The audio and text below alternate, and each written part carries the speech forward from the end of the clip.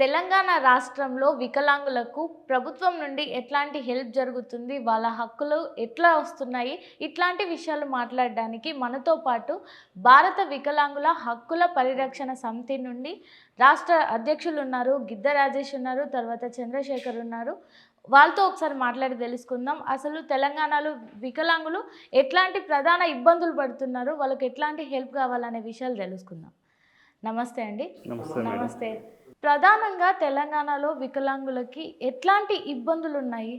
ఈ mic TV channel ద్వారా మా వికలాంగుల జాతి ఎదుర్కొన్నటువంటి సమస్యలను ఇక్కడ ఉన్నటువంటి ప్రభుత్వాలకు కానివ్వండి, ప్రధానంగా సమాజం దృష్టికి తీసుకెళ్లేటటువంటి నేపథ్యంలో మీ యొక్క సహకారాన్ని అందించి, ముఖ్యంగా మైక్ టీవీ యాజమాన్యానికి మీ అందరికీ కూడా ప్రత్యేకంగా మా భారత వికలాంగుల హక్కుల ప్రొటెక్షన్ సమితి తెలంగాణ రాష్ట్ర కమిటీ పక్షాన ధన్యవాదాలు తెలియజేస్తూ, తెలంగాణ రాష్ట్రంలో వికలాంగులు అనేటటువంటి రాష్ట్రం ఏర్పడకముందు, ఉమ్మడి ఆంధ్రప్రదేశ్ రాష్ట్రం ఏర్పడకముందు వికలాంగుల సమాజం ఇబ్బందులు ఎదుర్కొంది, ప్రస్తుతం కూడా ఇబ్బందులు ఎదుర్కొంటుంది. రాష్ట్ర ప్రభుత్వాలు ఏ ముఖ్యమంత్రి వచ్చినప్పుడు కానీ మా తలరాతలు అనేటటువంటి మారనటువంటి పరిస్థితి ఉంది మేడం. ఆ రోజు తెలంగాణ రాష్ట్ర ఉద్యమం జరుగుతున్న సందర్భంలో కూడా తెలంగాణ రాష్ట్ర ఉద్యమంలో మా వైకల్యాన్ని సైతం కూడా లెక్క చేయకుండా, అరే తెలంగాణ రాష్ట్రం వస్తే మన బతుకులు కూడా బాగుపడతాయి, మనకు కూడా ఉద్యోగ అవకాశాలు వస్తాయి, ఉపాధి అవకాశాలు వస్తాయని చెప్పేసి ఆనాడు జరిగినటువంటి తెలంగాణ రాష్ట్ర ఉద్యమంలో కూడా వికలాంగుల సమాజం కూడా తెలంగాణ రాష్ట్ర ఉద్యమంలో క్రియాశీలక పాత్ర పోషించింది. కానీ తెలంగాణ రాష్ట్రం వచ్చిన తర్వాత వికలాంగుల ఉనికినే ప్రమాదంగా రాజకీయ పార్టీలు ప్రమాదకరంగా చేసినాయి. దానికి అనేక ఉదాహరణలు కూడా ఉన్నాయి మేడం. ముఖ్యంగా తెలంగాణ రాష్ట్రం ఏర్పడిన తర్వాత గతంలో ఉమ్మడి ఆంధ్రప్రదేశ్ ఉన్నప్పుడు మనకి వికలాంగుల సంక్షేమ శాఖ అనేటటువంటిది అదొక ప్రత్యేకమైనటువంటి శాఖ, దానికి ప్రత్యేకంగా ఒక మినిస్టరు, దానికి ఒక విధానాలు ఉండేవి. కానీ తెలంగాణ రాష్ట్రం ఏర్పడిన తర్వాత ఇక్కడ ఏర్పడినటువంటి తెలంగాణ రాష్ట్ర ప్రభుత్వం ఏం చేసిందంటే వికలాంగుల సంక్షేమ శాఖను తీసుకెళ్లి మహిళా శిశు సంక్షేమ శాఖలో విలీనం చేసి మా ఉనికినే ప్రమాదకరంగా చేసింది. అంటే అట్లా చేయడం వల్ల మీకేమి ఇబ్బంది అవుతుంది? అంటే మేడం, ప్రత్యేకంగా ఉన్నటువంటి శాఖను తీసుకెళ్ళి వేరే శాఖలకు కలపడం వల్ల ఇప్పుడు మేమే ఉన్నాం మేడం, మాకు ప్రత్యేకమైనటువంటి శాఖ ఉన్నప్పుడు మా అధికారిని మేము నేరుగా కలిసేటటువంటి అవకాశం ఉంటుంది. వాళ్ళు కూడా మా సమస్యల మీదనే దృష్టి పెట్టడానికి అవకాశం ఉంటుంది. మా సంక్షేమానికి నిధులు వచ్చినా ఏదొచ్చినా కానీ ఖచ్చితంగా మా శాఖకి ఖర్చు పెట్టేటటువంటి అవకాశం ఉంటుంది. అట్లాంటి సందర్భంలో మా శాఖను తీసుకుపోయి వేరే శాఖలో కలపడం వల్ల అరే మా సమస్య చెప్పుకుందానన్నా కానీ మాకు ఉన్నటువంటి అధికారి అందుబాటులో లేనటువంటి పరిస్థితి. మాకు వచ్చేటటువంటి బడ్జెట్లో కూడా అది 3 శాఖల మీద కలిపే బడ్జెట్ కేటాయింపులు చేస్తున్నారు. 3 శాఖల మీద చేయటం వల్ల మాకు కొంత ఇబ్బందులు ఏర్పడేటువంటి పరిస్థితి ఉన్నది. అధికారులకు కూడా మా గోడు చెప్పుకునేటటువంటి పరిస్థితి లేదు. ఓకే. చంద్రశేఖర్, మీరు చెప్పండి. ఇప్పుడు అందులో ఎట్లాంటి సమస్యలు ఎదుర్కొంటున్నారు తెలంగాణ రాష్ట్రంలో? మీకు అందాల్సిన హక్కులేంటి? ఇప్పుడు అందకుండా ఉన్నవేంటి? ముందుగా మైక్ టీవీ వారికి ధన్యవాదాలు తెలియజేస్తూ, మా భారత వికలాంగుల హక్కుల పరిరక్షణ సమితి తరపున తెలంగాణ రాష్ట్ర వ్యాప్తంగా కూడా అందులో చాలా సమస్యలు ఎదుర్కొంటూ ఉన్నారు. అందులోకి రావాల్సినటువంటి హక్కులు కూడా ఏం రావడం లేదు. వాస్తవానికి ఏంటంటే విజువల్లీ ఛాలెంజ్డ్ రోడ్డు మీద నడవాలంటే ఫస్ట్ ఛాలెంజ్. తను ఒక టోటల్ బ్లైండ్ అయినప్పటికీ కూడా వైట్ కేన్తో నడవడం, ఆయన ముందరికి పోవడం ఆయన జీవితంలో ఒక ఛాలెంజ్గా తీసుకొని ముందరికి పోతూ ఉంటాడు. అట్లాంటి తరుణంలో ఈ యొక్క విజువల్లీ ఛాలెంజ్డ్ బ్లైండ్ వాళ్ళకి రావాల్సినటువంటి ఎడ్యుకేషన్ కూడా కరెక్ట్గా రావడం లేదు. Centre for the visually handicapped అని చెప్పేసి టీచర్ ట్రైనింగ్ సెంటర్లో కూడా గత 40 సంవత్సరాల క్రితం ఏర్పడినటువంటి సెంటర్లో కూడా ఇలా మూసేసేటువంటి ప్రయత్నము తెలంగాణ రాష్ట్ర ప్రభుత్వం చేస్తుంది. అదేవిధంగా అక్కడ ఉన్నటువంటి యాజమాన్యాన్ని కూడా సెంట్రల్ గవర్నమెంట్ 60%, స్టేట్ గవర్నమెంట్ 40%, రెండింటి మధ్యలో నడుస్తున్నటువంటి సెంటరు ఈరోజు స్టేట్ గవర్నమెంట్ నుంచి వచ్చేటువంటి నాన్ టీచింగ్ స్టాఫ్ లేరు అక్కడ. అదే సెంట్రల్ గవర్నమెంట్ నుంచి ఇచ్చేటువంటి స్టాఫ్ 4 ఉండాలి, 2 స్టాఫ్ ఉండాలి. ఆ 2 స్టాఫ్ను కూడా సెంట్రల్ గవర్నమెంట్ బ్యాకప్ తీసుకోవడం వలన ఆ సెంటర్ మూతపడే పరిస్థితి ఏర్పడింది ప్రత్యూష గారు. అదేవిధంగా ఆ సెంటర్లో చదువుకున్నటువంటి వందల మందికి దాదాపు ఒక 1000 పైన కూడా మంది చదువుకున్నారు, 1000-1500 మంది చదువుకున్నారు. దాదాపు మొన్న జరిగిన 2024 డిఎస్సిలో ఒక 200 పైగా ఉద్యోగాలు సాధించారు ఆ సెంటర్ ద్వారా. రాజేష్ గారు, మీరు ఎక్కడ, అంటే మీ ప్రాపర్ ఎక్కడ? అది కోదాడ కాన్స్టిట్యున్సీ మేడం, మా చిలుకూరు మండలం. మా విలేజ్ వచ్చేసి రామాపురం మేడం, విలేజ్ పేరు. మీరేం చేస్తూ ఉంటారు? అంటే మీ ఇన్కమ్ సోర్స్ ఏంటి? ఇన్కమ్ సోర్స్ అనేది ఏం లేదు మేడం, సోషల్ వర్కర్గా మా వికలాంగుల కంటే మేడం నాది బీఎడ్ అయిపోయింది. వాస్తవంగా నేను డిఎస్సి రాసి ప్రభుత్వ ఉపాధ్యాయానికి వెళ్లాల్సి ఉండే. కానీ సమాజంలో రాజకీయ పార్టీలు కానివ్వండి, వేరే సాధారణ వ్యక్తులు కానివ్వండి, వికలాంగుల పట్ల చూస్తున్నటువంటి వివక్ష కానివ్వండి, అనేకమైనటువంటి ఆ వివక్షలను చూసి నాకు మానసికంగా వేదన అనిపించి మా సమాజానికి ఏదో చేయాలి. ఎందుకంటే నేనే ఇన్ని అవమానాలు కొద్ది గొప్ప వైకల్యం ఉన్న నేనే ఇన్ని అవమానాలు ఎదుర్కొంటున్నా, ఇంకా నాకంటే దుర్భరమైన జీవితాలు గడుపుతున్నటువంటి వికలాంగుల సమాజాన్ని రాజకీయ పార్టీలు విస్మరిస్తున్నాయి. మా ఓట్లతోని ఎమ్మెల్యేలుగా ఎంపికైనటువంటి ప్రజాప్రతినిధులు విస్మరిస్తున్న సందర్భంలో మనం ఇంత చదువుకొని కూడా ఈ సమాజానికి అన్యాయం జరుగుతుంటే ప్రశ్నించకుంటే బాగోదని చెప్పేసి ఇక మొత్తం కూడా మా వికలాంగులకే సేవ చేయాలనేటువంటి సంకల్పంతో బయటకు వెళ్ళాం మేడం. మరి ఎట్లా మీకు ఇన్కమ్ సోర్స్ ఏంది? ఇన్కమ్ సోర్సెస్ అంటే మేడం, ఇప్పుడు మాకు ఏదైనా ఇబ్బంది వచ్చిందంటే మేడం, మాకు ఏ ప్రాబ్లం రాని, అది ఫుడ్ కానీ ఇంకేదన్నా ఆర్థిక వనరులు సమకూర్చేటటువంటి విషయంలో హెల్త్ ప్రాబ్లమ్స్ వచ్చినా కానీ మా సంఘం సభ్యులే ఒక 10 మెంబర్స్ ఉంటాం మేడం. ఆ 10 మంది కూడా నాకు ఏదైనా ఇబ్బంది వచ్చినా వాళ్ళు సాయం చేస్తారు, వాళ్ళకి ఏదైనా ఇబ్బంది వచ్చినా మేము అందరం కలిసి మళ్ళీ సాయం చేస్తాం. ఈ ఉన్న మెంబర్స్లే కానీ మాకు వేరే ఎక్కడి నుంచి వేరే దాతల నుంచో ఇంకొకరి నుంచో సహకారం కూడా లేదు మేడం. మీకు పెళ్ళయిందా? ఆ మ్యారేజ్ కాలేదు మేడం, ఇంకా అవ్వలేదు. కాలేదు మేడం. చేసుకోరా? చేసుకో మేడం. అవునా? ఇక మా జీవితం వికలాంగుల సమాజానికి అంకితం మేడం. ఓకే. ఎక్కడ మీ అమ్మ నాన్న? అమ్మ నాన్న అంటే మేడం, మా అమ్మగారు రీసెంట్గా ఒక 1 year క్రితం చనిపోయారు మేడం. మా నాన్నగారు ఇంటి దగ్గరనే ఉంటారు, ఆయన కూలి పనులకు అట్లా వెళ్ళి జీవనం వెళ్ళదీస్తారు మేడం. ఓకే. మీరు వాళ్ళకు ఇన్కమ్ సోర్స్ ఏమి ఇవ్వట్లేదు అయితే మీ నాన్న? ఏం లేదు మేడం. మా నాన్నగారు మా అమ్మగారు ప్రోత్సాహంతోనే నేను కొంత, ఎందుకంటే నేను వైకల్యంతో పుట్టడం అంటే నాకు 2 కాళ్ళు కూడా పోయినాయి మేడం. పుట్టుకతోనే పోలియో వచ్చి 2 కాళ్ళు కూడా పోయినాయి. వాళ్ళు కొంచెం ఫైనాన్షియల్గా ఇబ్బంది పడి నాకు సర్జరీలు చేయించి చాలా ఇబ్బందులు ఎదుర్కొన్నాం మేడం. ఆ ఇబ్బందులను ఎదుర్కొన్న తర్వాత మేము సామాజిక సేవ చేయాలి, నువ్వు కూడా కొంతమందికి నేను ఇట్లా వెళ్తున్నటువంటి సందర్భంలో, నేను ఇట్లా వెళ్ళాలనుకున్నటువంటి సందర్భంలో మా పేరెంట్స్ ఎక్కువ ప్రోత్సహించారు మేడం. ముఖ్యంగా మా అమ్మగారు అయితే అసలు సంఘం పెట్టాలి, సమాజానికి సేవ చేయాలి మనం, ఎందుకంటే మనలాంటి వైకల్యంతో ఉన్నటువంటి పిల్లలకు సేవ చేస్తే మనకు మంచి జరిగిద్ది అని చెప్పేసి వాళ్ళు ప్రోత్సహించడం వల్లనే ఈరోజు రాష్ట్ర స్థాయిలో మొత్తం తెలంగాణలో మా వంతుగా మేము పోరాటం చేసి మీ అమ్మ ప్రోత్సాహం ఇది? మా అమ్మ గారి ప్రోత్సాహం మేడం. ఓకే. మీకు ఏమైంది అంటే పోలియో మేడం? పోలియో రావడంతోనే 2 కాళ్ళు కూడా పోయినాయి మేడం. ఇంకా తర్వాత సర్జరీ చేయడం వల్ల ఒక కాలు వచ్చింది, ఒక కాలు ఇంకా పూర్తిగా రాలేదు మేడం. దాదాపు ఒక 8 times సర్జరీ కూడా జరిగింది మేడం. 8 times జరిగింది మేడం. సర్జరీలు అన్నీ కూడా ఫెయిల్ అయినాయి మేడం. ఓకే. అట్లా మేడం. ఎక్కడ జరిగినాయి సర్జరీలు? ఖమ్మంలో మేడం. ఖమ్మంలో ఒక ప్రైవేట్ హాస్పిటల్లో అప్పట్లో చేయించారు మేడం. అది రిజల్ట్ రాకపోవడం వల్ల వైకల్యం అట్లనే ఉండాలి. అప్పుడు డబ్బులు అవన్నీ మీ అమ్మగారే పెట్టారు మేడం. ఇక దానివల్ల కొంత ఫైనాన్షియల్ ఇబ్బంది అయి కొంచెం ఇబ్బందులకు వెళ్ళినాం మేడం. ఎందుకు మీకు ఈ వికలాంగుల సంఘం చేయాలి, ఖచ్చితంగా చేయాలి అన్న ఆలోచన వచ్చింది? సరే మీ అమ్మగారు చెప్పిండ్రు ఓకే, కానీ ఎవరైనా ఇన్కమ్ సోర్స్ ఉండాలి అనుకుంటారు.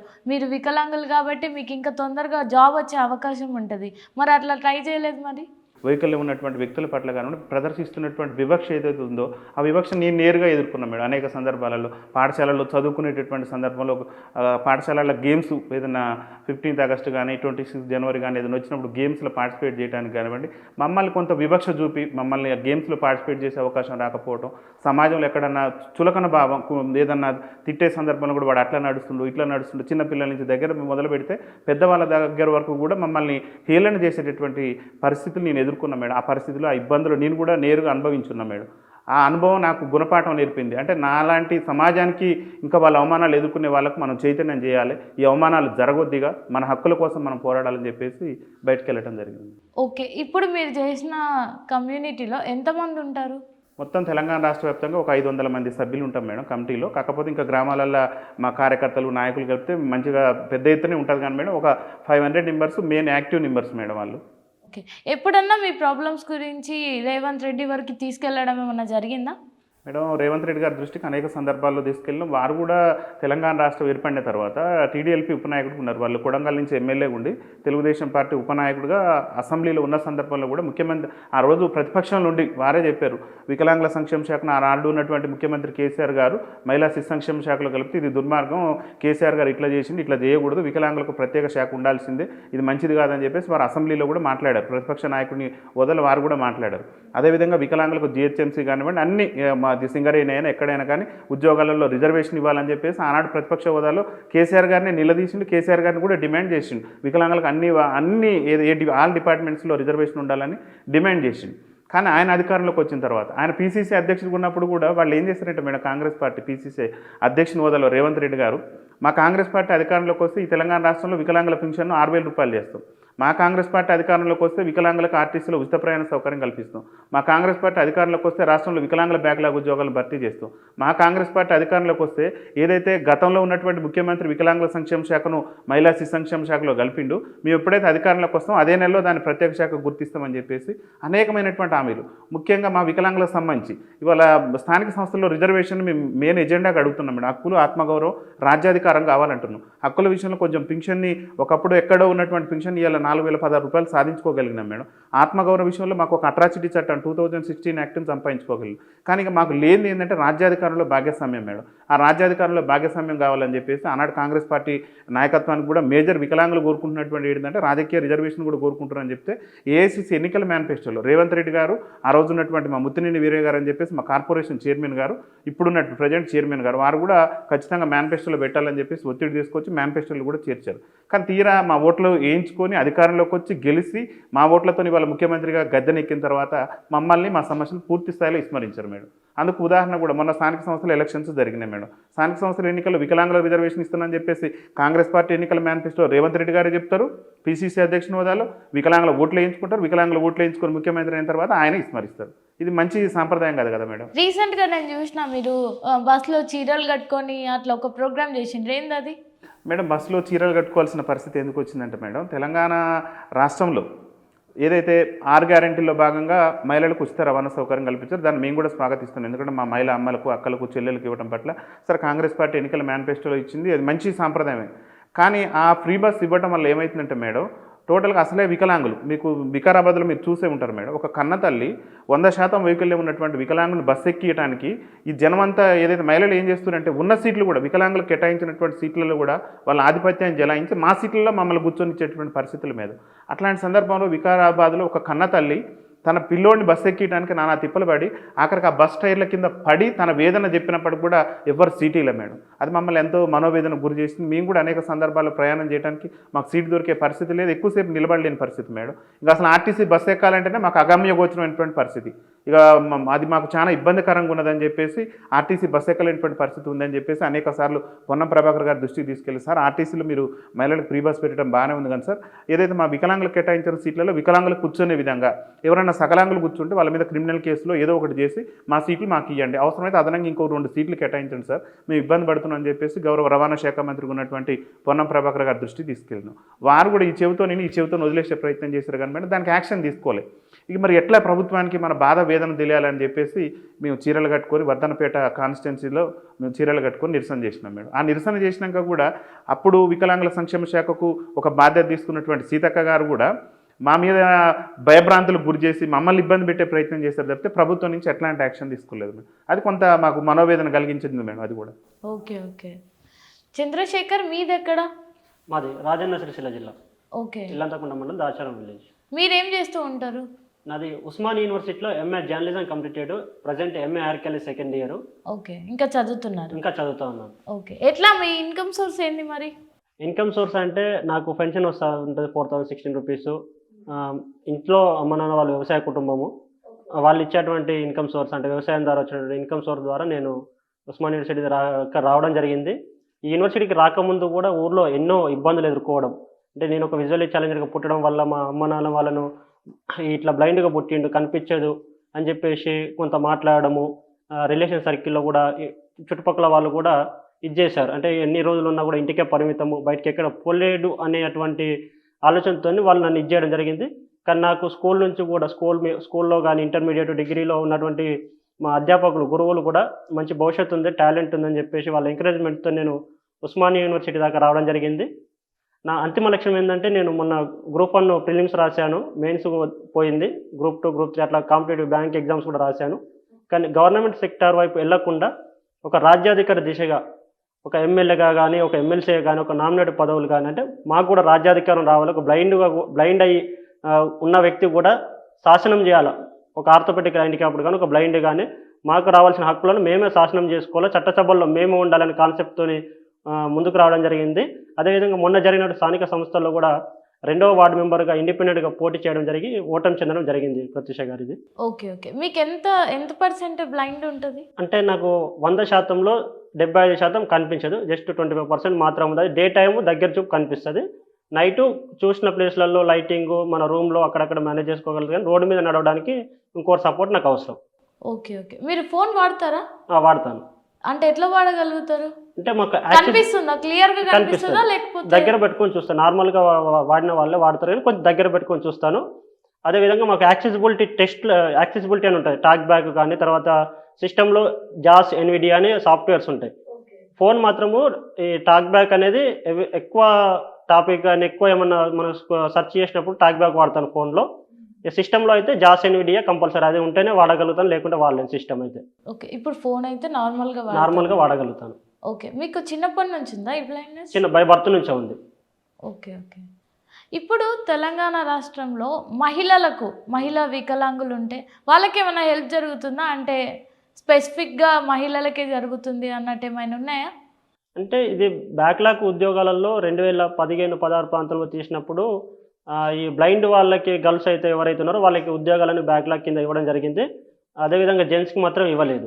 కానీ అది ప్రత్యేకించి ఏంటంటే బ్యాక్లాగ్ ఉద్యోగాలు అనేది మొదటగా బ్లైండ్స్ ఎవరన్నా కూడా వాళ్ళకి ఇచ్చి, బ్లైండ్స్ లేని చోట్ల మనకు సెకండ్ కింద ఆర్థోపెడికల్ హ్యాండిక్యాప్డ్ వాళ్ళకి ఇవ్వాల్సినటువంటి రూలు. అట్లాంటిది కూడా మొత్తం బ్లైండ్ గర్ల్స్కి తీయడం వల్ల ఆల్మోస్ట్ ఈ జెంట్స్ ఎవరైతే ఉన్నారో వాళ్ళు అన్యాయం అయిపోయే పరిస్థితి ఎదుర్కొంటుంది. ఇప్పుడు మీరు కెమెరా ముందే ఉన్నారు కాబట్టి ఈ ఇంటర్వ్యూ చాలా దూరం చేరొచ్చు, చాలామంది జనాలు చూడొచ్చు, చాలామంది రాజకీయ నాయకులు చూడొచ్చు. మీరు పడ్డ ఇబ్బందులు, మిమ్మల్ని కలిచివేసిన ఇబ్బందులు, ఎందుకంటే మీరు వికలాంగులు కాబట్టి మీకే తెలుసు మీరు ఎట్లా ఇబ్బందులు పడుతున్నారు. ఒక్కసారి కెమెరాతో షేర్ చేసుకోగలుగుతారా మీకు జరిగిన కొన్ని సన్నివేశాలని? తప్పకుండా మేడం. ముఖ్యంగా మాకు జరిగినటువంటి సన్నివేశం ఏంటంటే, మాకు పాఠశాల ఏదైతే విద్యార్థి దశ నుంచి కూడా అనేకమైనటువంటి ఇబ్బందులు ఎదుర్కొన్నాం. ఆ పాఠశాలల్లో గేమ్స్ అనే కాకుండా అనేక రకాలుగా విద్యార్థులతో కూడా కొంచెం అవిటితనాన్ని వెక్కిరించే విధంగా వాళ్ళు కామెంట్ చేసేవాళ్ళు. ఆ కామెంట్స్ కూడా మేము అనుభవించినాం జీవితంలో.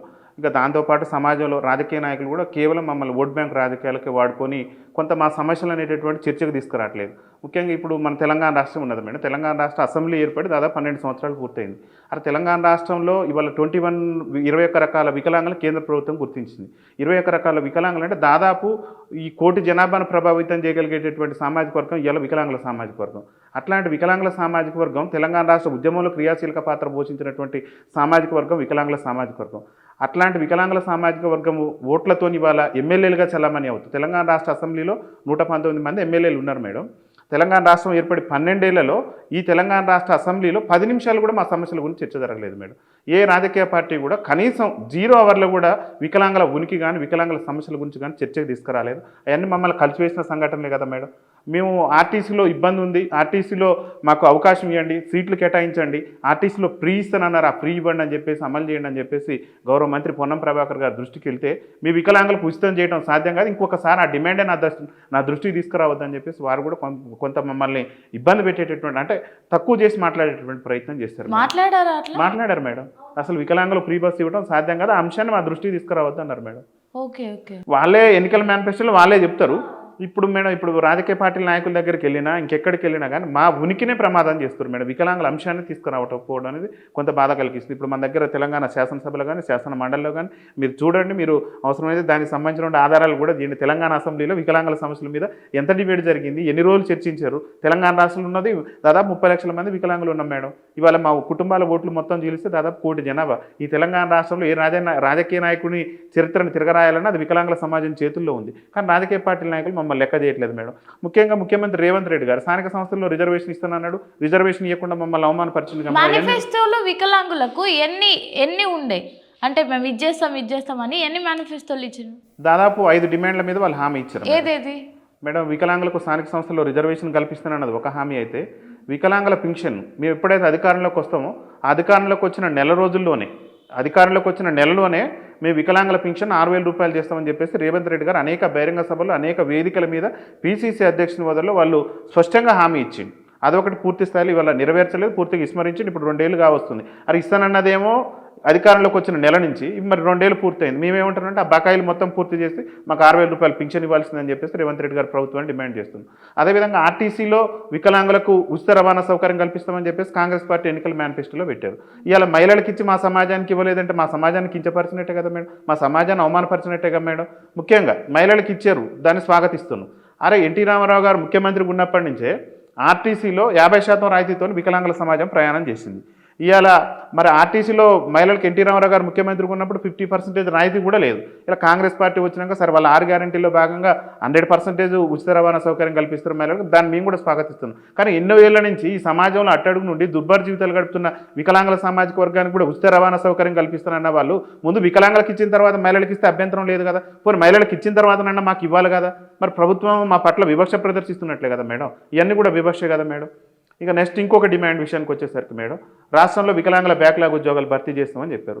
గతంలో ఉన్న ప్రభుత్వం భర్తీ చేయలేదు, మేము భర్తీ చేస్తామని చెప్పారు. ఇలా రేవంత్ రెడ్డి గారే చూస్తారు, మేము ఉద్యోగ నియామక పత్రాలు ఇస్తున్నాం. గత ప్రభుత్వం ఏదో ఉద్యోగాల నోటిఫికేషన్ ఇస్తే ఆ ఉద్యోగాలు వచ్చిన వాళ్ళకి ఎగ్జామ్ పెట్టి నోటిఫికేషన్లు ఇచ్చి మొత్తం సకలాంగులకే ఉద్యోగ నియామక పత్రాలు ఇచ్చింది తప్పితే వికలాంగులకు ఎక్కడ కూడా ఉద్యోగ నియామక పత్రాలు ఇవ్వలేదు.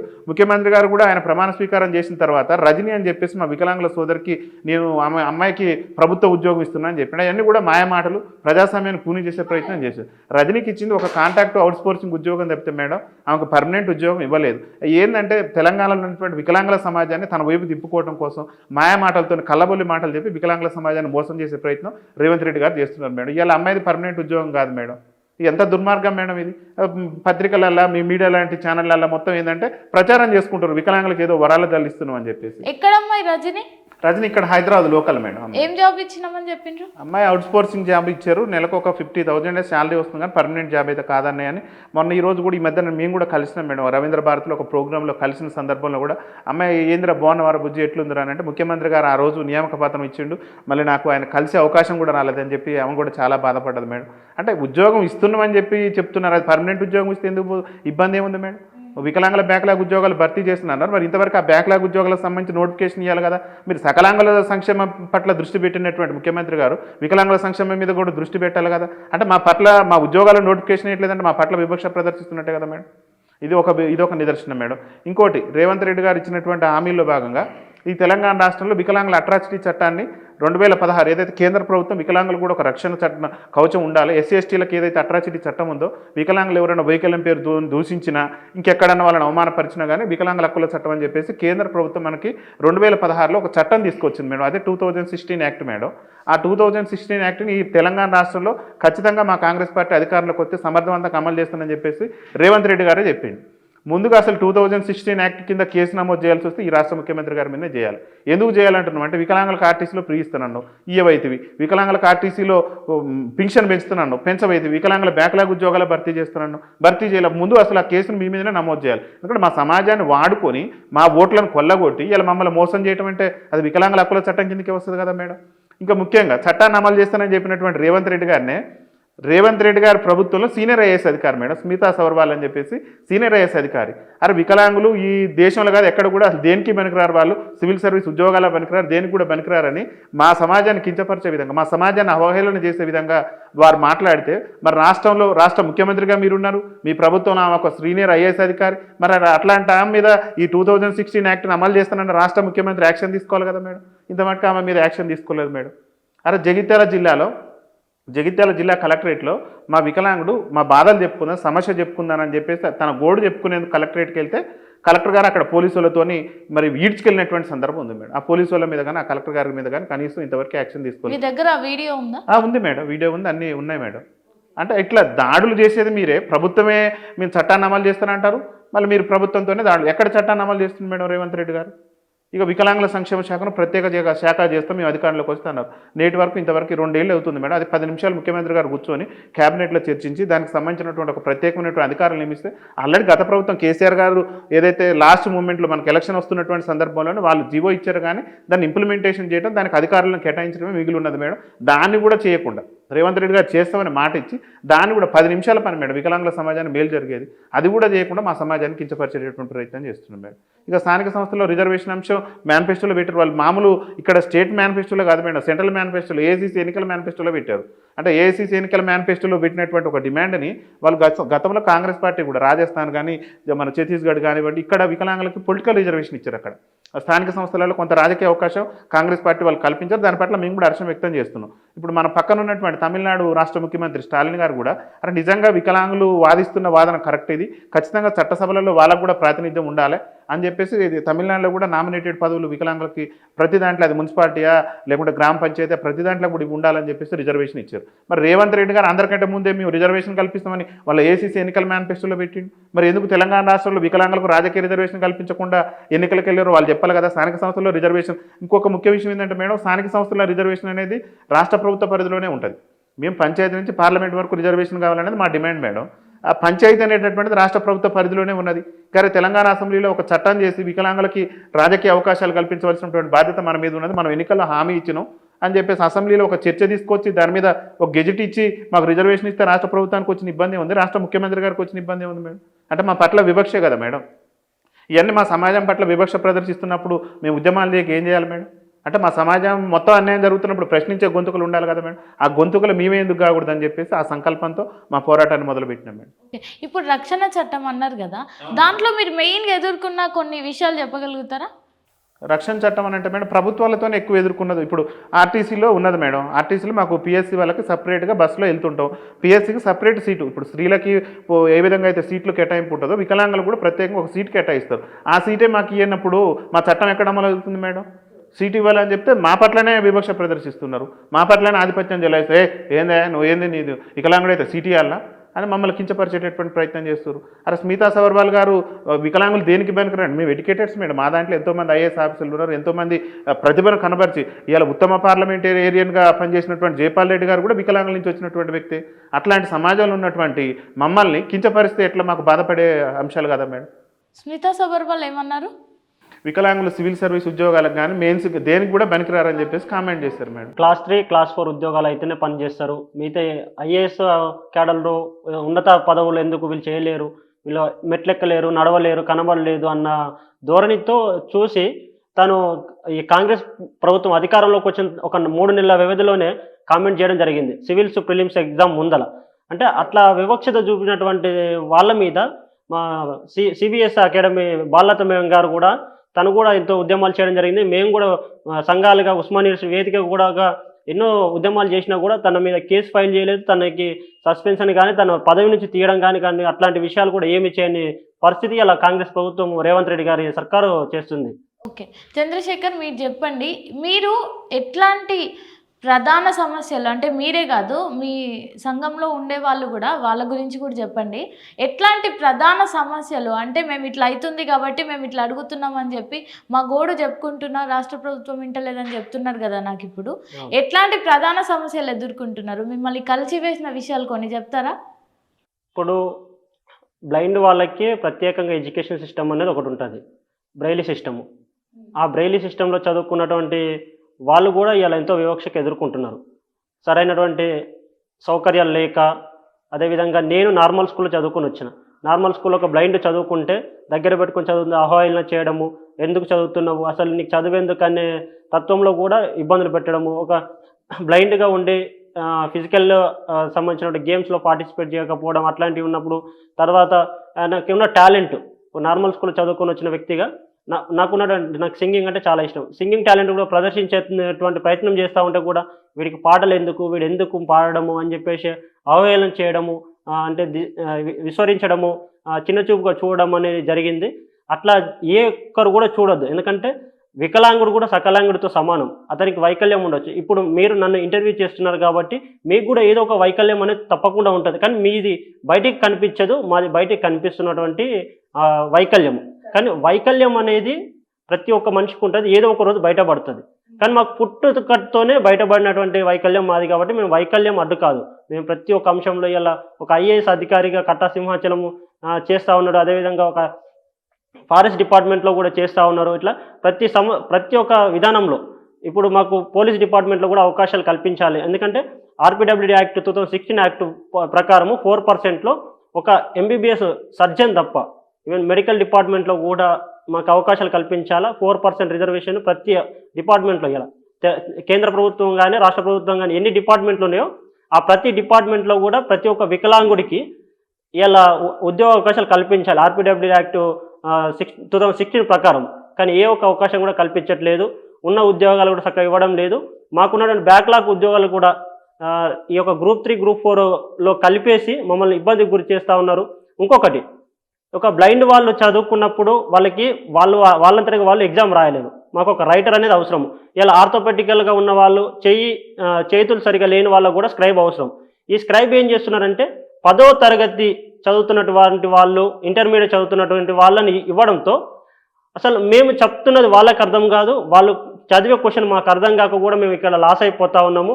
ఎందుకంటే సరైనటువంటి శిక్షణ కూడా ఇవ్వడం లేదు. ఒక స్క్రైబ్కి ఎలాంటి శిక్షణ ఇవ్వాలా, అసలు ఒక ఆస్పిరెంట్ ఒక అభ్యర్థికి స్క్రైబ్కు మధ్యలో అనుసంధానం ఎట్లా చేయాలా ఏందనేది కూడా ఇప్పటికి కూడా టీజీపీఎస్సీ కూడా ఇందులో విఫలమైందనే చెప్తా ఉంటా. ఎందుకంటే 10th పాస్ అయ్యి 10th కంప్లీట్ అయి ఇంటర్మీడియట్ ఫస్ట్ ఇయర్ ఉన్న వ్యక్తి ఒక గ్రూప్ 1 మెయిన్స్ థియరీ పార్ట్ రాయాలంటే చాలా కష్టం.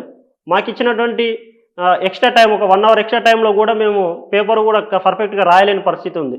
అదేవిధంగా కంప్యూటర్ బేస్డ్ ఎగ్జామ్లో సిబిఎస్ సిస్టంలో కూడా వారికి టెక్నికల్గా తెలియకపోవడంతో అక్కడ కూడా ఇబ్బంది ఎదుర్కోవడం జరుగుతుంది. అంటే మాకు స్క్రైబ్ సిస్టమ్ కూడా సరైన పద్ధతిలో అవగాహన ఉండి వారికి సరైనటువంటి శిక్షణ ఇచ్చి మాకు స్క్రైబ్ను అంటే మేము చెప్తే రాసేట్టుగా, వాళ్ళు చదివిన క్వశ్చన్ మాకు అర్థమయ్యేటట్టు, మేము చెప్పిన ఆన్సర్ వాళ్ళు పర్ఫెక్ట్గా పెట్టగలిగినటువంటి వాళ్ళు హయ్యర్ ఎడ్యుకేషన్ అంటే ఇంటర్మీడియట్ తర్వాత డిగ్రీ ఫస్ట్ ఇయర్ అట్లా ఉన్న వాళ్ళని ఇస్తే మాకు కొంచెం ఉపయోగపడుతుంది. ఎందుకంటే మేము చాలా లాస్ అయిపోతాను.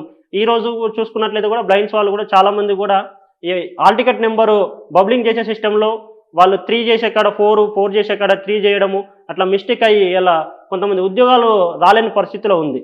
ఇంకొకటి 40% పైబడినటువంటి అందులకి బ్లైండ్స్ వాళ్ళకి తెలంగాణ రాష్ట్ర ప్రభుత్వము బస్ పాస్ అనేది ఇవ్వట్లేదు. 75% తెలంగాణ రాకముందు 75% ఉన్నటువంటి బ్లైండ్ కూడా ఎస్కార్డ్తో పాస్ చేయడం జరిగింది. 2012-13 నుంచి కూడా నేను వాడడం జరిగింది. తెలంగాణ వచ్చిన తర్వాత 2015-16 ప్రాంతంలో దాన్ని తీసేసి 75% ఉన్నటువంటి బ్లైండ్కు సింగిల్ పాస్ కూడా ఇవ్వడం లేదు. అంటే ఇలా 40% ఉన్నటువంటి మిగతా వికలాంగులకి మా సోదరులకి ఇస్తున్నారు. కానీ బ్లైండ్ వాళ్ళకి 100% ఉన్న వాళ్ళకి ఇస్తున్నారు. మరి 75% వాళ్ళు ఉన్న వాళ్ళు ఏం పాపం చేశారు, 40% ఉన్న వాళ్ళు ఏం పాపం చేశారు అంటే వీళ్ళకి కూడా ఇవ్వాలి. అసలు 75% ఉన్న వాళ్ళకి కూడా ఎస్కర్తో ఇవ్వాలి, 40% ఉన్న వాళ్ళకి కూడా ఇవ్వాలి. ఇక్కడ సిటీ పాస్లు 40% ఉన్నటువంటి మిగతా వైకల్య వస్తువులందరికీ కూడా సిటీ పాస్ ఇస్తున్నారు. బ్లైండ్స్ వాళ్ళకి 100% ఉన్న ఇస్తున్నారు. 75% ఉన్న వాళ్ళకి 40% ఉన్న వాళ్ళకి కూడా ఇవ్వట్లేదు. అంటే ఇది ముమ్మాటికి రాష్ట్ర ప్రభుత్వాలు మా మీద వివక్షత చూపిస్తున్నారు. ఇంకొక అంశం, తెలంగాణ వచ్చినప్పటి నుంచి ఇప్పటి వరకు డిఎస్సి రాలేదు. ఉమ్మడి ఆంధ్రప్రదేశ్లో ఉన్నప్పుడు ఎప్పుడో గతంలో ఒక 20 ఏళ్ల కింద వచ్చినట్టు డిఎస్సి స్పెషల్ ఎడ్యుకేషన్. ఆ స్పెషల్ ఎడ్యుకేషన్ డిఎస్సిలో కూడా చాలా వివక్షత గురి చేసినారు. అసలు ఈ యొక్క ప్రత్యేక అవసరాలు గల సిడబ్ల్యూఎస్ఎన్ పిల్లలకి విద్యను దూరం చేసే ప్రయత్నం చేస్తూ ఇలా 1523 పోస్టులు ఇచ్చి మేము మెగా డిఎస్సిలో భాగంగా మేము స్పెషల్ ఎడ్యుకేషన్ దివ్యాంగులకు సంబంధించిన టీచర్లను భర్తీ చేస్తున్నామని చెప్పేసి ఇచ్చారు. అందులో హెచ్జిటి 796 పోస్టులు 100% ఫిల్ చేశారు. స్కూల్ అసిస్టెంట్ 220 రెగ్యులర్గా రిక్రూట్ చేయడం జరిగింది 30%, 507 పోస్టులు ప్రమోషన్ కింద తీయడం జరిగింది 70%. అంటే ఫీడర్ క్యాడర్ లేని పోస్టులు. అసలు ఈ యొక్క పోస్టులు తెలంగాణ రాష్ట్రం ఏర్పడిన తర్వాత మొదటిసారి వచ్చిన పోస్టులు కాబట్టి 100% ఫిల్ చేయాలి. ఇక్కడ స్కూల్ అసిస్టెంట్ 727 100% ఫిల్ చేయాలి, హెచ్జిటి 796లో 100% ఫిల్ చేశారు. అంటే ఇట్లా చేయడం వల్ల దాదాపుగా ఒక 6500 మంది పిల్లలకి ఇలా విద్యను దూరం చేసే ప్రయత్నం చేస్తుంది ప్రభుత్వం. అందులో ప్రమోషన్కి 86 పోస్టులు ఎలిజిబుల్ ఉన్నాయి. కనీసం మిగిలిన పోస్టులైనా కూడా మెరిట్ లిస్ట్లో ఉన్నటువంటి వాళ్ళకి ఇవ్వాలని చెప్పేసి మేము ఎంతోమంది అధికారులను ఇలా విద్యాశాఖ అధికారులను కలిసినాము. తర్వాత అదేవిధంగా ముఖ్యమంత్రిని కలిసే ప్రయత్నం చేసినాము, వాళ్ళు అపాయింట్మెంట్ ఇవ్వలేదు, అసలు కలవనిచ్చే ప్రయత్నం లేదు. మేము పంపించిన లెటర్లు ముఖ్యమంత్రి గారికి అందినవి కూడా తెలియదు మా పరిస్థితి. మా మంత్రి అయినటువంటి సీతక్క గారికి ఇచ్చినాము, అప్పుడున్నటువంటి మంత్రి, ఇప్పుడున్నటువంటి అల్లూరు లక్ష్మణ్ గారికి ఇచ్చాము, విద్యా కమిషన్ చైర్మన్ ఆకునూరు మురళి సార్కి ఇచ్చాము, తర్వాత ఇంతకుముందు ఉన్నటువంటి డైరెక్టర్ నరసింహారెడ్డి సార్ గారికి ఇచ్చాము, ఇప్పుడున్నటువంటి నవీన్ నికోలస్ సార్ గారికి ఇచ్చాము.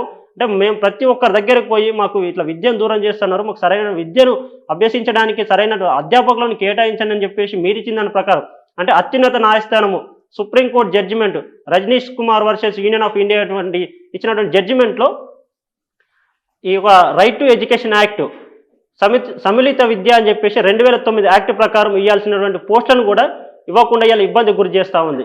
ఇప్పటికి కూడా అసలు విద్యను దొరకని పరిస్థితి. అంటే వికలాంగులు ఎక్కడ పోయినా కూడా ఇంటికే పరిమితమా, అంటే వీళ్ళు చదువుకోవద్దా, అంటే వీళ్ళు చదువుకొని ఉన్నత శిఖరాలకు ఎదగొద్దా, మరి మేము అన్ని చేస్తూ ఉన్నాం, సకలాంగులకు ధీటుగా వికలాంగులకు అన్ని ఇస్తూ ఉన్నాం అని చెప్పేసి అని చెప్తా ఉన్నారు. ఎక్కడ ఏం చేసింది? ఏమీ చేయని పరిస్థితి. అంటే వికలాంగులకి విద్యను దూరం చేస్తూ ఉంది. ఇలా వికలాంగులకి సరైనటువంటి ఉద్యోగ అవకాశాలు ఇవ్వట్లేదు. అదేవిధంగా ఇచ్చినటువంటి రాజీవ్ వికాస్లో అదే లిస్టింగ్ చేసినారు. లిస్టింగ్ చేసి ఏం చేశారు? ఒక విజువల్లీ ఛాలెంజ్ కానీ ఫిజికల్లీ ఛాలెంజ్ కానీ పర్సన్ విత్ డిజబిలిటీ ఒక 4 lakhs రూపీస్ రాజీవ్ వికాస్ కింద అప్లై చేసుకుంటే ఎస్సీ ఎస్టీ బీసీ వాళ్ళ కింద ఎవరైతే ఉన్నారో వాళ్ళకి 4% 5% మినహాయింపు ఇచ్చినారు. చేసుకున్నప్పుడు వాళ్ళు లిస్ట్ చేసినప్పుడు 50,000 లక్ష అంటే సకలాంగులు ఉన్నటువంటి కాంగ్రెస్ పార్టీలో ఉన్నటువంటి కొంతమంది వ్యక్తులు కూడా 4 లక్షలు 2.5 లక్షలు 3 లక్షలు అంటే పైన ఈ యొక్క వికలాంగులకి లక్షలోపే 50 నుంచి 1 లక్ష రూపాయల వరకు లిస్టింగ్ చేసి పంపించడం జరిగింది. అంటే ఇలా సకలాంగులు వాళ్ళు అన్నీ ఉన్నాయి, వాళ్ళు అన్నీ చేసుకోగలుగుతారు. మాకు ఏదైనా ఒక 1 లక్ష రూపాయలు పెట్టి ఎంప్లాయ్మెంట్ కోసం సెల్ఫ్ ఎంప్లాయ్మెంట్ చేసుకున్నాం అంటే ఏం రాదు. ఒక 4 లక్షలు పెట్టుకుంటే ఒక యూనిట్ పెట్టుకుంటే మేము చేసుకోవచ్చు. అట్లా కూడా వివక్ష చూస్తారు. ఇందిరమ్మ ఇండ్లే ఉన్నాయి. ఇందిరమ్మ ఇండ్ల కమిటీ వేసినప్పుడు నేను స్వయంగా మా గ్రామంలో ఒక 2-3 వికలాంగులు ఉంటారు, వాళ్ళకి లిస్ట్ చేసేటప్పుడు వాళ్ళ పేర్లు రాకుండా చేసారు. కష్టపడి దగ్గరుండి నేను చేపిస్తే నీకేం తెలుసు అని మాట్లాడారు. నేను ఆర్పిడబ్ల్యూడి 2016 యాక్ట్ ప్రకారం మాకు 5% రిజర్వేషన్ ఉంటుంది, ఖచ్చితంగా మాకు ఇండ్లు ఇవ్వాలని చెప్పేసి మాట్లాడితే నీకు తెలియదు, నువ్వేం చదువుకున్నావు అని చెప్పేసి ఏమి చదువుకున్నా 10th ఇంటర్మీడియట్ చదువుకున్నటువంటి వ్యక్తులు కూడా ఒక యూనివర్సిటీ స్టూడెంట్ని పట్టుకొని నువ్వేం చదువుకున్నావు, నీకేం తెలుసు, మేము చేస్తున్నాం లిస్ట్ అని మాట్లాడారు. అంటే ఇది పరిస్థితి. వికలాంగుల మధ్య ప్రభుత్వాలు చూస్తున్నాడని వివక్ష ఇదండి. ఓకే. మీరే అన్నారు కదా చంద్రశేఖర్ మీకు పాడడం ఇష్టమని, మా కోసం ఒక పాట పాడతారా? పాటమ్మతోటే ప్రాణం నాకు చదువులమ్మరా, ఆ పేదోళ్ళింట్ల పుట్టిన పెగుబంధం నేనురా, అమ్మా నాన్న రెక్కలాడితేనే బుక్కెడు బువ్వరా, వాళ్ళ రెక్కల కష్టపు సెమ్మట సుక్కల దారను నేనురా, ఉన్న 2 ఎకరాలను కల్లా చూడలే, మా నాన్న నగలి కర్రు బట్టి పొలమోదున్నలే, కట్నం కింద ఉన్నదంతా అక్కకు రాసి ఇచ్చినం, మా అక్కను బావ కొడితే ఎక్కి ఎక్కి ఏడ్చినం, చెప్పేటోడు లేక 10 ఫెయిల్ అయిపోయినా, చదువమ్మ విలువ తెలిసి ఎంఏ ఇంగ్లీషు పట్టా పొందినా, పాటమ్మతోటే ప్రాణం నాకు చదువులమ్మరా, పేదోళ్ళింట్ల పుట్టిన పెగుబంధం నేనురా. ఇదండి. అదేవిధంగా తెలంగాణ ఉద్యమంలో 2009, 10 ప్రాంతం నుంచి కూడా తెలంగాణ వచ్చేంత వరకు కూడా తెలంగాణ ఉద్యమ పాటలు అంటే నాకు చాలా ఇష్టం. అట్లా ఉద్యమాల పాటలు పాడుతున్నప్పుడు కూడా తీసుకుపోకుండా వివక్షకు గురి చేసేటువంటి తరుణంలో కూడా నేను ఎన్నో ఇబ్బందులు ఎదుర్కోవడం జరిగింది ప్రత్యక్ష గారు. ఓకే. మీ వికలాంగుల మీద ఏదైనా పాట పాడగలుగుతారా? వికలాంగుల మీద పాట అంటే రీసెంట్గా డాక్టర్ లూయిస్ బ్రెయిలీ గారి గురించి పాట రాయడం జరిగింది మా మిత్రుడు. కొంచెం అదేంటంటే లిరిక్స్ చూసుకుంటూ పాడడం కొద్దిగా ఇబ్బంది అవుతుంది కాబట్టి ప్రాక్టీస్ చేయలేదు అది. ప్రతి రాష్ట్రంలో వికలాంగులు ఎవరైతే ఉంటారో స్కూళ్ళలో వికలాంగులు ఉంటారు కదా, వాళ్ళకి స్పెషల్ టీచర్ ఉండాలి, అంటే స్పెషల్ ఫోకస్ ఉండాలి విద్యార్థుల మీద అని చెప్పి ఉంటుంది. అట్లా తెలంగాణ రాష్ట్రంలో ఉందా ఏమైనా? మేడం, మనకి ఏదైతే మన సుప్రీంకోర్టు జడ్జిమెంట్ కానివ్వండి, వేరే తీర్పులలో రజనీష్ కుమార్ పాండే జడ్జిమెంట్లో కానివ్వండి, అక్కడ ఉన్నటువంటి జడ్జిమెంట్ ఏంటంటే సుప్రీంకోర్టు ఏం చెప్పిందంటే ప్రత్యేక అవసరాలు కలిగినటువంటి పిల్లలు ఏ రాష్ట్రంలో ఇండియాలో ఉన్నటువంటి ప్రతి రాష్ట్రంలో కూడా మీరు ఏం చేయండి అంటే రాష్ట్ర ప్రభుత్వాలకు ఒక గైడ్లైన్స్ ఇచ్చారు. మీరు నియామకాలు చేపట్టేటప్పుడు, ఉద్యోగ నియామకాలు చేపట్టేటప్పుడు ఈ వికలాంగుల పిల్లలు అంటే ఇక్కడ మనకి ఏంటంటే madam special BEd, special DEd అని ఉంటుంది. వీళ్ళు ఏంటంటే ప్రత్యేకంగా వికలాంగుల పిల్లలకు బోధించడానికి ఉన్నటువంటి ఉపాధ్యాయులే. ఆ ఉపాధ్యాయ కోర్సు చేసిన వాళ్ళకు 100% సపరేట్ డిఎస్సీ వేయాలి. మన నార్మల్ డిఎస్సీలా కాకుండా వాళ్ళకి స్పెషల్ డిఎస్సీ ఉంటుంది, నార్మల్గా మన డిఎస్సీ ఉండాలి. అయితే మన తెలంగాణ రాష్ట్ర ముఖ్యమంత్రి రేవంత్ రెడ్డి గారు ఆయన ముఖ్యమంత్రి అయిన కాంచి అడుగడుగున వివక్ష ప్రదర్శిస్తూనే ఉన్నాడు కదా వికలాంగుల సామాజిక వర్గం పట్ల. ఎందుకంటే మాకు గతంలో ఉమ్మడి ఆంధ్రప్రదేశ్ ఉన్నప్పుడు ఎంఎస్ఎంఈ పాలసీ అని ఒక పాలసీ, అంటే పాలసీ రంగంలో కూడా వికలాంగుల రిజర్వేషన్ ఉండే. రేవంత్ రెడ్డి ముఖ్యమంత్రి అయిన తర్వాత ఎంఎస్ఎంఈ పాలసీ తీసుకొచ్చి దాంట్లో రిజర్వేషన్ ఎత్తేసిండు. ఆర్టీసీల మహిళలకు ఫ్రీ ఇచ్చి మాకు వికలాంగులకు ఉన్న సీట్ ఎత్తేసిండు. ఇట్లా అడుగడుగున వివక్ష ప్రదర్శించే ప్రయత్నం చేసిండు. ఇదే శాఖ మంత్రిగా వాళ్ళు ఉన్నాక మరి ఆ శాఖలు కూడా వివక్ష ప్రదర్శించాలి కదా. ఆ వివక్షను వాళ్ళు 100% వివక్ష ప్రదర్శించారు. దానికి మీకు అనేక ఉదాహరణలు కూడా నేను చెప్పదలుచుకున్నాను మేడం. అరే సుప్రీంకోర్టు గైడ్లైన్స్ ఏమున్నాయంటే 100% ఈ స్పెషల్ బీఎడ్ చేసిన వాళ్ళని ఖచ్చితంగా రిక్రూట్మెంట్ చేయాలని చెప్పేసి గైడ్లైన్స్ ఉంటే మన తెలంగాణ రాష్ట్ర ప్రభుత్వం ఏం చేసిందంటే మేడం సాధారణ డిఎస్సీలు రెగ్యులర్ డిఎస్సీ వాళ్ళతో వీళ్ళని కలిపి కేవలం 70% ఏమో ప్రమోషన్లకు ఇచ్చి 30% మాత్రం రిక్రూట్మెంట్ చేసింది మేడం. 30% రిక్రూట్మెంట్ చేయడం వల్ల మా వికలాంగుల విద్యార్థులకు విద్య అయ్యే అవకాశం ఉంటుందా మేడం? 30% రిక్రూట్మెంట్ వల్ల ఎవరికి ప్రయోజనం చేకూరుతుంది? రాష్ట్ర ప్రభుత్వం కొంచెమన్నా ఆలోచన చేయాలి కదా మేడం. విద్యాశాఖకు మన దరిద్రం కొద్దీ రాష్ట్ర ముఖ్యమంత్రి గారే దానికి మంత్రిగా ఉన్నారు కదా మేడం. మేమేం చెప్పినామంటే 100% రిక్రూట్మెంట్ చేయాలి సార్. అరే ప్రతి ప్రాథమిక పాఠశాలలో కానీ ఉన్నత పాఠశాలలో కానీ కంపల్సరీ వికలాంగుల పిల్లలకు బోధించడానికి స్పెషల్ బీఈడి టీచర్స్ ఉండాలి మేడం. అయితే మన తెలంగాణ రాష్ట్రంలో గవర్నమెంట్ ఏం చేసిందంటే కేవలం 70% ఏమో ప్రమోషన్లకు ఇచ్చి ఆల్రెడీ ఉద్యోగాలకు వచ్చిన వాళ్ళకి ప్రమోషన్లు ఇచ్చారు, ఏదో ఉన్న పోస్టులలో కూడా. ఎంత అన్యాయం మేడం ఇది. మళ్ళీ 30% ఏమో రిక్రూట్మెంట్ చేశారు. అరే 30% రిక్రూట్మెంట్ అంటే చదువుకున్నటువంటి విద్యార్థులు ఎక్కువ ఉన్నారు, 100% రిక్రూట్మెంట్ చేయమని చెప్పేసి సుప్రీంకోర్టు గైడ్లైన్స్ ఉంటాయి, రజనీష్ కుమార్ పాండే జడ్జిమెంట్ ఉంటుంది. కానీ మరి రాష్ట్ర ప్రభుత్వమే దాన్ని పట్టించుకోదు. అంటే ముఖ్యంగా ఇక్కడ జరిగినటువంటి తెలంగాణ రాష్ట్రంలో వికలాంగుల విద్యార్థులకి విద్యను దూరం చేసేటటువంటి ప్రయత్నం రాష్ట్ర ముఖ్యమంత్రి రేవంత్ రెడ్డి గారు చేశారు. దానికి అన్ని ఆధారాలు కూడా ఉన్నాయి మేడం.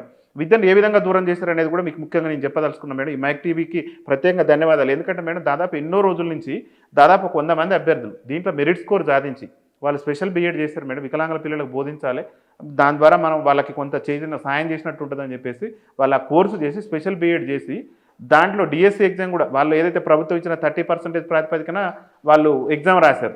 ఎగ్జామ్ రాసి కూడా దాంట్లో క్వాలిఫై. మీకు జనగామ జిల్లాలో మేడం ఒక గిరిజన విద్యార్థి, మా వికలాంగుల సోదరుడు, ఒకే ఒక్క గిరిజనుడు ఉంటాడు, హ్యాండిక్యాప్డ్ కోటా లేదు, ఇటు గిరిజనుల కోటా లేదు, ఆయనకు ఉద్యోగం రాలేదు. ఆయనకంటే తక్కువ స్కోర్ వచ్చినటువంటి వ్యక్తికి ఉద్యోగం వచ్చింది. అంటే రాష్ట్ర ప్రభుత్వం ఏదైతే 100% రిక్రూట్మెంట్ చేయకపోవటం వల్ల తనకు మెరిట్ స్కోర్ ఉన్నది.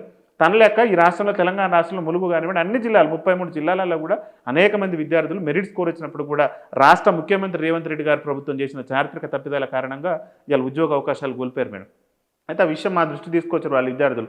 అన్న మాకు మెరిట్ స్కోర్ ఉంది, గవర్నమెంట్ 100% రిక్రూట్మెంట్ చేయాలి, కానీ 100% రిక్రూట్మెంట్ చేయకుండా కేవలం 30% రిక్రూట్మెంట్ చేయడం వల్ల మెరిట్ స్కోర్ ఉంది. ఇంకా అందులో ముఖ్యమైనటువంటి విషయం ఏంటంటే మేడం మా వికలాంగుల పిల్లలకు బోధించాలని చెప్పేసి వాళ్ళు కోర్సు చేసినటువంటి వాళ్ళలో ఏజ్ లిమిట్ కూడా మొన్న డిఎస్సి ఏదైతే 2024 డిఎస్సితోని వాళ్ళ ఏజ్ లిమిట్ కూడా క్లోజ్ మేడం. వాళ్ళు మళ్ళీ డిఎస్సి రాసే అవకాశం కూడా లేదు. మరి వాళ్ళు అక్కడ సబ్జెక్ట్ లేదంటే వాళ్ళకి మెరిట్ స్కోర్ ఉన్నది, ఎగ్జామ్ రాశారు, డిఎస్సిలో అర్హత సాధించారు. కానీ రాష్ట్ర ప్రభుత్వం ప్రమోషన్లకు ప్రియారిటీ ఇచ్చి నియామకాలు చేపట్ట పిల్లలకి ఉపాధ్యాయులు లేక ఇబ్బంది పడుతుంటే ఉన్న వాళ్ళకి ప్రమోషన్లు ఇచ్చే ప్రయత్నం ప్రభుత్వం చేసింది. అయితే ఈ చారిత్రక తప్పిదం జరిగిందని చెప్పేసి మేము గౌరవ రాష్ట్ర ముఖ్యమంత్రి రేవంత్ రెడ్డి గారిని నేరుగా వారికి లేఖ రాసినాం. వారిని కలవడానికి ప్రయత్నం చేస్తే వారు మాకు కలవనటువంటి పరిస్థితి ఉంది మేడం. మీరు చూడండి మేడం, రేవంత్ రెడ్డి గారికి డైరెక్టర్ లేఖ రాసి డైరెక్టర్ మళ్ళీ అక్కడ ఉన్నటువంటి వారికి పర్సనల్ సెక్రటరీ ఉన్నటువంటి వ్యక్తులు పోయి మళ్ళీ ఒక వినతిపత్రం సమర్పించి సార్ ఇది పొరపాటు జరిగింది, మన తెలంగాణ రాష్ట్ర ప్రభుత్వం ఈ వికలాంగుల విద్యార్థులకు విద్యను అందకుండా చేస్తుంది. అరే 100% రిక్రూట్మెంట్ చేయాల్సిన కాడ 30% రిక్రూట్మెంట్ చేయడం ఎంత దారుణం సార్. అరే రేవంత్ రెడ్డి గారు మీరు చూడొచ్చు, చంద్రబాబు నాయుడు గారు మన రాష్ట్రానికి వచ్చిన సందర్భంలో మేము అభివృద్ధిలో ఆంధ్రప్రదేశ్తో పోటీ పడతామని చెప్పేసి ఈ రాష్ట్ర ముఖ్యమంత్రి రేవంత్ రెడ్డి గారు చెప్తారు. మరి అభివృద్ధిలో ఆంధ్రప్రదేశ్ రాష్ట్రంతో పోటీ పడేటటువంటి ముఖ్యమంత్రి గారు వికలాంగుల విద్యార్థులకు ఉపాధ్యాయుల నియామకంలో చంద్రబాబు నాయుడు గారు ఏం చేసినట్టే అక్కడ 70% రిక్రూట్మెంట్ చేసింది. అంటే 70% విద్యార్థుల ఉపాధ్యాయులు ఉండాల్సిందే అన్నాడు, కేవలం 30% ప్రమోషన్ కేటాయించింది. మరి అక్కడ ఆంధ్రప్రదేశ్తో పోటీ పడి అయినా ఇక్కడ 100% రిక్రూట్మెంట్ చేసినా పోటీ పడాలన్నప్పుడు అవతల వాళ్ళ విజయం సాధించాలంటే మనం ఇంకా పట్టుదలతో ప్రయత్నం చేయాలి. ముఖ్యమంత్రి గారు అట్లా చేయలే మేడం, వివక్ష ప్రదర్శించే ప్రయత్నం చేసింది. తెలంగాణ వికలాంగుల విద్యార్థులకు విద్యను దూరం చేసే ప్రయత్నం, ఉపాధ్యాయులు లేకుండా ఉపాధ్యాయ కొరతను తీసుకొచ్చేటువంటి ప్రయత్నం చేసింది. గారికి అన్యాయం జరిగింది అని చెప్పేసి ముఖ్యమంత్రి గారికి సంబంధించినటువంటి వాళ్ళ పిఏ గారికి వాళ్ళ పర్సనల్ సెక్రటరీని కలిసి లేఖిస్తే నో రెస్పాన్స్ అండి ఇప్పటికి కూడా. ఇంకా ముఖ్యమైనటువంటి వాళ్ళు తెలంగాణ రాష్ట్రంలో మరి కీలకమైనటువంటి మంత్రులుగా ఉన్నటువంటి అడ్లూరు లక్ష్మణ్ గారికి కూడా మేము లేఖ సమర్పించడం జరిగింది మేడం. ఎందుకంటే వాళ్ళు వికలాంగుల సంక్షేమ శాఖ వారు మంత్రికి ఈ మధ్యలోనే వచ్చారు, వారి దగ్గర కూడా పోయి సార్ ఇది ప్రాబ్లం, ఇది ఇష్యూ ఉన్నది, 100% రిక్రూట్మెంట్ జరిగితే ఈ వికలాంగుల విద్యార్థులకు విద్య అందింది. అన్ని ప్రాథమిక మన ఉన్నత పాఠశాలలో కూడా విద్యార్థులకు టీచర్స్ ఉంటారు, కంపల్సరీ మీరు 100% రిక్రూట్మెంట్ చేయాలి సార్. మన ప్రభుత్వం ఇక్కడ ఉన్నటువంటి విద్యాశాఖ అధికారులు చేసినటువంటి చారిత్రక తప్పిదం కారణంగా ఇక్కడ పొరపాటు జరిగి కేవలం 30% రిక్రూట్మెంట్ చేస్తారు. మీరు 100% రిక్రూట్మెంట్ చేయండి. లేకపోతే సార్ మీరు అన్న ప్రమోషన్లలో కూడా మేడం మేజర్ పాయింట్ ఏంటంటే మేడం వాళ్ళు ప్రమోషన్లు 70% ఇచ్చారు కదా, 30% రిక్రూట్మెంట్కి ఇచ్చారు కదా, ఆ ప్రమోషన్లు కూడా 70% ఫిల్ చేయలేదు మేడం. మేము ఆర్టీఐ కింద వేసి సమాచారం సేకరించాం, అసలు ఎన్ని పోస్టులు ఉన్నాయి, ఎన్ని ప్రమోషన్లు ఇచ్చారని చూస్తే ఆ ప్రమోషన్లు పోయినాక కూడా వాళ్ళు 70%లో ప్రమోషన్లు పోయినాక కూడా ఇంకా దాదాపు 200-300 పోస్టులు మిగిలే ఉన్నాయి మేడం. వీళ్ళు ఏమంటున్నామంటే మేడం ఆ పోస్టులు మెరిట్ స్కోర్ సాధించి ఎవరైతే అర్హత సాధించి తర్వాత మెరిట్ స్కోర్తో ఉన్నటువంటి అభ్యర్థులు ఏజ్ లిమిట్ అయిపోయి క్వాలిఫై అయ్యి ఉన్నటువంటి అభ్యర్థులు ఉన్నారో వాళ్ళకి ఇవ్వాలని చెప్పేసి గౌరవ మన మంత్రి గారైనటువంటి సీతక్క గారి దృష్టికి కూడా తీసుకెళ్ళాం మేడం. సీతక్క గారి దృష్టికి తీసుకెళ్తే కూడా వారు కూడా అంటి ముట్టనట్లు చూస్తాంలే చేస్తాంలే అన్నారు. సీతక్క గారు మేడం మీరు ముఖ్యమంత్రి గారు రిఫర్ చేయండి అని చెప్పినాం, అక్కడ కూడా వాళ్ళు కూడా పట్టించుకున్నటువంటి పరిస్థితి లేదు మేడం. అడ్లూరు లక్ష్మణ్ గారు అయితే ముఖ్యమంత్రి గారికే ఇది నిజంగా న్యాయబద్ధమైనటువంటి అంశం, ఇది నిజంగా వికలాంగుల పిల్లలకు విద్యను దూరం చేసేటువంటి పరిస్థితి ఉన్నది, మీరు కంపల్సరీ దీని మీద ఆలోచన చేయాలని చెప్పేసి ముఖ్యమంత్రి గారికి ఈ రాష్ట్ర వికలాంగుల సంక్షేమ శాఖ మంత్రికి ఉన్నటువంటి అడ్లూరు లక్ష్మణ్ గారు రాసిన లేఖ మేడం ఇది. మరి ఇంతవరకు ముఖ్యమంత్రి గారు రెస్పాన్స్ లేదు, దాని మీద స్పందన లేదు. ఇది ఎంత బాధ కలిగించేటువంటి విషయం మేడం. ఇక ఇవన్నీ ఒక పక్క అయితే బీసీలకు మేము 42 రిజర్వేషన్ ఇస్తామని చెప్పేసి కాంగ్రెస్ పార్టీ వాళ్ళు చెప్పారు. మీ 40% రిజర్వేషన్ ఏమో కానీ ఉద్యోగ నియామకాలలో కూడా ఇందులో బీసీ విద్యార్థులు కూడా నష్టపోయారు సార్, వికలాంగుల విద్యార్థులు నష్టపోయారు సార్ అని చెప్పేసి పొన్నం ప్రభాకర్ గారి దగ్గరికి వెళ్ళి పొన్నం ప్రభాకర్ గారి దగ్గర కూడా సార్ ఈ వికలాంగుల విద్యకు దూరం అవుతుంది, ఇందులో బీసీ విద్యార్థులు కూడా డిఎస్సి రాసిన దాంట్లో క్వాలిఫై అయిన వాళ్ళు ఉన్నారు, మరి వాళ్ళకు ఉద్యోగాలు ఇవ్వడం అని చెప్పేసి వారి దగ్గరికి వెళ్తే కూడా వారు కూడా ముఖ్యమంత్రి గారికి మీరు చెప్పింది కూడా నిజమే, బీసీలే కాదు ఇందులో అన్ని వర్గాలు కూడా నష్టపోతున్నారు, ఖచ్చితంగా నేను రిఫర్ చేస్తాను. వారు కూడా ముఖ్యమంత్రి గారికి ఇగో లేఖ ఇచ్చిండు మేడం. మరి ఈ లేఖ మీద రాష్ట్ర ముఖ్యమంత్రి గారు స్పందించాలి, ఇంతవరకు రెస్పాన్స్ లేదు మేడం. ఇక మీకు నవీన్ నికోలస్ గారు మీకు తెలిసే ఉంటుంది, మన తెలంగాణ పాఠశాల విద్యాశాఖ ప్రజెంట్ డైరెక్టర్ గారు కూడా వారు కొనసాగుతున్నారు. వీళ్ళు నవీన్ నికోలస్ గారు అయితే కేంద్ర ప్రభుత్వ విద్యాశాఖలో డైరెక్టర్గా ఉన్నప్పుడు ఆయన ఒక ఆర్డినెన్స్ ఇచ్చిండు 100%. చూడండి, ప్రత్యేక విద్యా టీచర్స్ తప్పనిసరి అంటే ప్రతి పాఠశాలలో, ప్రాథమిక పాఠశాలలో, ఉన్నత పాఠశాలలో తప్పనిసరిగా వికలాంగులు బోధించడానికి టీచర్స్ అవసరం అని చెప్పేసి ఈ తెలంగాణ రాష్ట్ర ఎవరైతే పాఠశాల విద్యాశాఖ డైరెక్టర్ గారు నవీన్ నికోలస్ గారు కేంద్ర ప్రభుత్వంలో ఉన్నప్పుడు ఆదేశాలు ఇస్తారు, ఇట్లా ఉండాలని చెప్పేసి వాళ్ళే చెప్తారు. మరి ఆయన పాఠశాల విద్యాశాఖ డైరెక్టర్ ఉన్న తర్వాత ఈ రాష్ట్రంలో ఉపాధ్యాయుల నియామకం చేపట్టకపోవడం అంటే ఇది ప్రభుత్వ కుట్రుందని మేము అనుకోవద్దాం మేడం. వికలాంగుల సమాజం పట్ల ప్రభుత్వం వివక్ష ప్రదర్శిస్తుందని అనుకోవద్దాం మేడం. అరే రాజకీయ రిజర్వేషన్ మాకు లేకుండా పోయింది, మా పింఛను పెంచరైతురి, ఆర్టీసీలో ఉచిత ప్రయాణము ఇయ్యరైతురి, మన ప్రత్యేక శాఖ చేయరైతురి, కనీసం ఈ వికలాంగుల పిల్లలకు చదువుకోవడానికి అవసరమైనటువంటి ఉపాధ్యాయులు కూడా నియమించకపోవడం అనేది చాలా దురదృష్టకరమైనటువంటి అంశం. కాబట్టి మేడం అతి త్వరలో దీని మీద కూడా మేము ఆమరణ నిరాహార దీక్ష, వికలాంగుల పిల్లలకు విద్యను దూరం చేస్తున్నటువంటి రాష్ట్ర ముఖ్యమంత్రి రేవంత్ రెడ్డి గారి ప్రభుత్వ తీరును నిరసిస్తూ వికలాంగులకు ఇచ్చినటువంటి హామీలు నెరవేర్చాలని చెప్పేసి వారి సొంత నియోజకవర్గం కొడంగల్ కేంద్రంగా పెద్ద ఎత్తున 100,000 మంది వికలాంగులతోని, అదేవిధంగా ఈ క్వాలిఫై అయినటువంటి అభ్యర్థులు ఎవరైతే ఉన్నారో వాళ్ళతో ఆమరణ నిరాహార దీక్ష దిగాలని చెప్పేసి కూడా మేము ప్లాన్ చేస్తున్నాం మేడం. ప్రతి జిల్లాలో కూడా అసలు ఈ ప్రమోషన్ల ద్వారా ఎన్ని ఫిల్అప్ అయినా ఏందని చెప్పేసి సమాచారం కూడా సేకరించాను. ఆ సమాచారం సేకరించినాక కూడా పోస్టులు మిగిలి ఉన్నాయి మేడం. విద్యార్థులు అర్హత సాధించిన వాళ్ళు ఉన్నారు, కానీ ఎంత దుర్మార్గం మేడం. అర్హత సాధించిన విద్యార్థులు అబో దిబో అంటారు మేడం. ఇందులో మహిళా విద్యార్థులు ఉన్నారు మేడం, వాళ్ళు ఏడుస్తారు, కంటతడి పెడుతున్నారు. అయ్యో మేము కష్టపడి చదివి మెరిట్ స్కోర్ సాధించి మాకు ఉద్యోగాలు రాలేదని చెప్పేసి అడ్వకేట్ చెల్లా రమేష్ సార్ అని చెప్పేసి ఈ కేసును కూడా ప్రజెంట్ మన హైకోర్టులో వాదనలు నడుస్తున్నాయి మేడం. ఆ వాదనలు నడుస్తున్న సందర్భంలో అడ్వకేట్ గారిని కూడా అనేక సందర్భాలలో కలిసి వారు విజ్ఞప్తి చేశారు, కానీ అయినా కానీ ప్రభుత్వం నుంచి కానివ్వండి ఎక్కడి నుంచి కూడా ఇంతవరకు స్పందలేదు మేడం. మీ మైక్ టీవీ ద్వారా, ఎందుకంటే ఇది ప్రజల ఛానల్, ప్రజల కోసం, మైక్ టీవీ అంటేనే మా ఛానల్ మన కోసం పనిచేస్తుందని చెప్పేసి ఈ తెలంగాణ ప్రజల గొంతు ఎప్పుడు కూడా వినిపిస్తూ ప్రభుత్వాలకు, పార్టీలకు మా యొక్క ఇవాళ వికలాంగుల సమాజాన్ని చేరదీసి ఎన్నో ఛానళ్ళు ఉండొచ్చు, మన తెలంగాణ రాష్ట్రంలో ఎన్నో ఛానళ్ళు చెప్పుకోవడానికి ఉండొచ్చు, కానీ మా వికలాంగుల సమాజంలో మా వికలాంగుల బాధలను ఈరోజు వినేందుకు మాకు అవకాశం కల్పించినటువంటి ముఖ్యంగా మా మైక్ టీవీకి సంబంధించినటువంటి ప్రత్యూష గారికి, అదేవిధంగా ఇక్కడ ఉన్నటువంటి యాజమాన్యం అందరికీ కూడా చేతులు జోడించి తెలంగాణ వికలాంగుల సమాజం పక్షాన మేము ధన్యవాదాలు తెలియజేస్తున్నాం మేడం. మీరు మా పక్షాన ఉన్నారు, మీరు ఉండాలి మేడం. ఎందుకంటే మా వర్గం సమస్యలు కూడా ప్రభుత్వాల దృష్టికి పోవాలంటే మీలాంటి ఛానల్లో ఇవాళ ప్రభుత్వం దృష్టి మా సమస్యలు తీసుకెళ్తున్నాయి. మేజర్ ఇష్యూ మేడం ఇది, ఎందుకంటే వికలాంగుల విద్యార్థులకు విద్య దూరం అవుతుంది. కాబట్టి ఎవరైతే మెరిట్ స్కోర్ ఉన్నటువంటి విద్యార్థులందరికీ ఉద్యోగాలు రావాలని చెప్పేసి అతి త్వరలో మళ్ళొకసారి మంత్రులకి రిఫరెంటేజ్ని ఇచ్చి తర్వాత వాళ్ళ నుంచి స్పందన రాకుంటే పెద్ద ఎత్తున ఆందోళన కార్యక్రమాలు నిర్వహించాలనుకుంటున్నాం మేడం. దానికి మీ ఛానల్ నుంచి కూడా మాకు సహకారం ఉండాలని చెప్పేసి ఆకాంక్షిస్తూ ఇంత మంచి అవకాశం కల్పించి వికలాంగుల సమాజం బాధలు వేదలు ఇంత సమయం కేటాయించి మా విన్నందుకు మీకు ప్రత్యేకంగా మళ్ళొకసారి మా రాష్ట్ర కమిటీ పక్షాన నమస్కారం మేడం.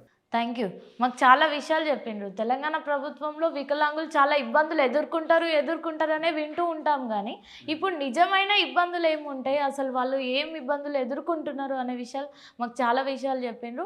చూసినాం కదా తెలంగాణ ప్రభుత్వంలో వికలాంగులు ఎంత ఇబ్బందులు ఫేస్ చేస్తున్నారు. ఇవన్నీ క్లియర్ చేయాలి, వాళ్ళ హక్కులు వాళ్ళకి ఇవ్వాలని చెప్పి మనం కూడా ఖచ్చితంగా కోరుకుందాం. ఇది ఇంటర్వ్యూ. మీకు ఇంకేమన్నా డౌట్స్, క్వశ్చన్స్ ఉంటే కింద కమెంట్స్లో చెప్పండి. ఖచ్చితంగా మళ్ళీ వెళ్తాం, మనం మాట్లాడదాం.